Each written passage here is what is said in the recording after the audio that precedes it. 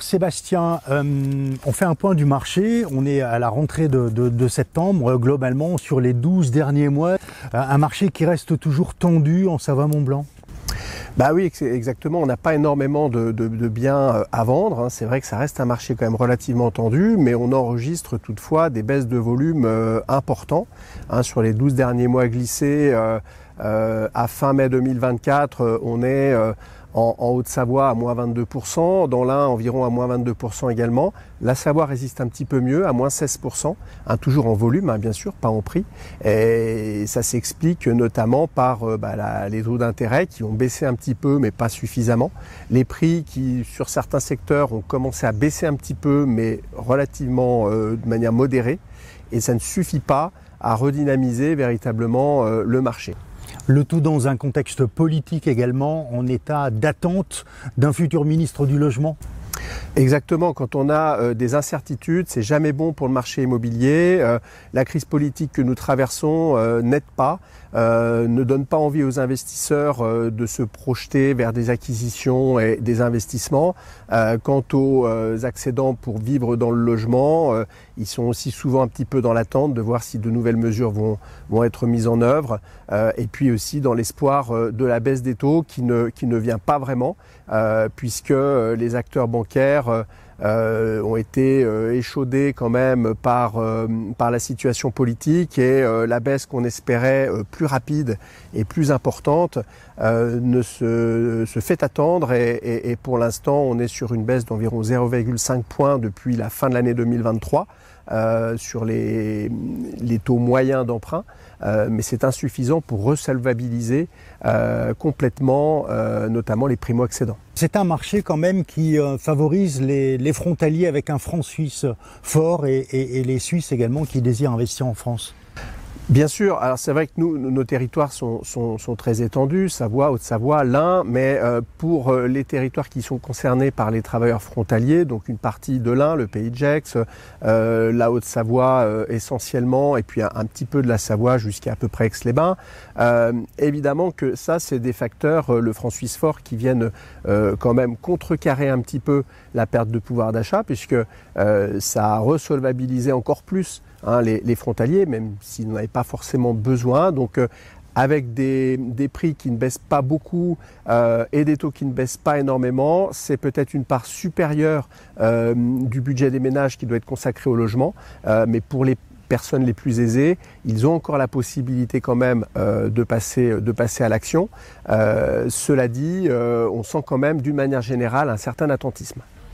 Au niveau prix, dans l'ancien par exemple, en termes de transactions, qu'est-ce que ça donne en Pays de Savoie ?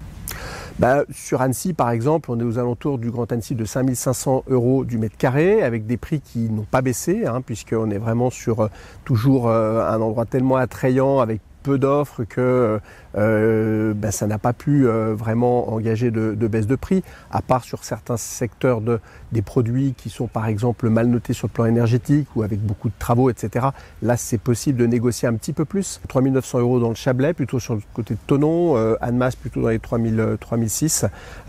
Et donc, c'est des prix qui de toute façon n'ont pas énormément baissé, voire très peu, depuis ces dernières années, malgré une augmentation des taux qui a été vraiment en flèche ces 2 dernières années, avec une stagnation puis une rebaisse légère, mais c'est pas encore assez.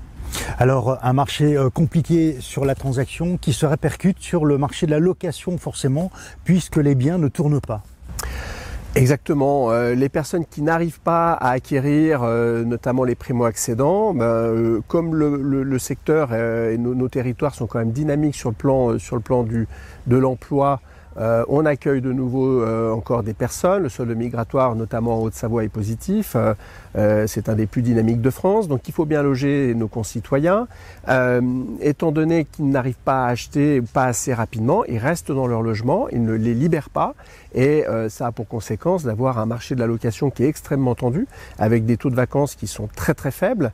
Dans nos agences immobilières, on a souvent rien à proposer ou alors très peu. Et on a beaucoup de candidats pour bien souvent un seul bien. et beaucoup de personnes du coup qui sont déçues, qu'on n'arrive pas à satisfaire et qui attendent.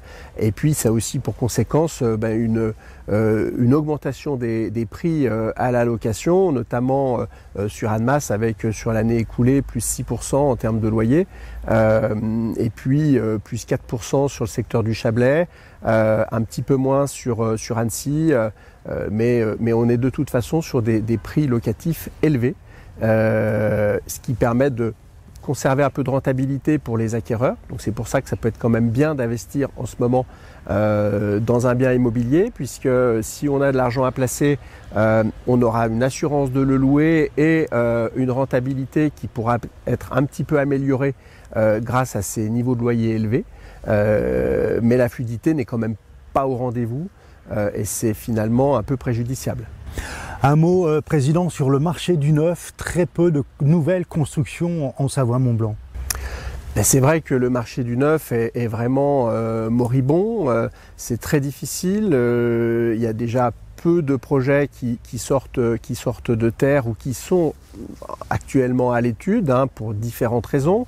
Premièrement, le foncier est très difficile à libérer, les pouvoirs publics ont du mal à réagir à ce besoin pourtant de logement qui est très important sur nos territoires. En plus, le foncier est toujours et encore plus cher, donc ce qui rend les opérations compliquées à monter. Tous les acteurs du neuf subissent une hausse du coût des matières premières qui a donc renchéri les coûts de construction, doublé de la RE 2020 qui a encore je dirais augmenté les obligations en termes de performance énergétique, ce qui est vertueux, ce qui est bien, mais qui a augmenté évidemment les prix.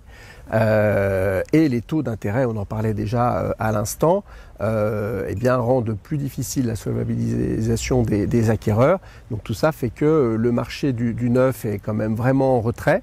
A du mal à s'en sortir pour l'instant, c'est très compliqué, notamment aussi sur le marché de la maison individuelle qui a en termes de volume à l'échelon français pratiquement divisé ses volumes par 3 en 3 ans, donc c'est catastrophique avec beaucoup de pertes d'emplois à venir à notre avis, alors que le modèle de la maison individuelle est vraiment plébiscité par les citoyens qui aiment beaucoup ce mode d'habitation.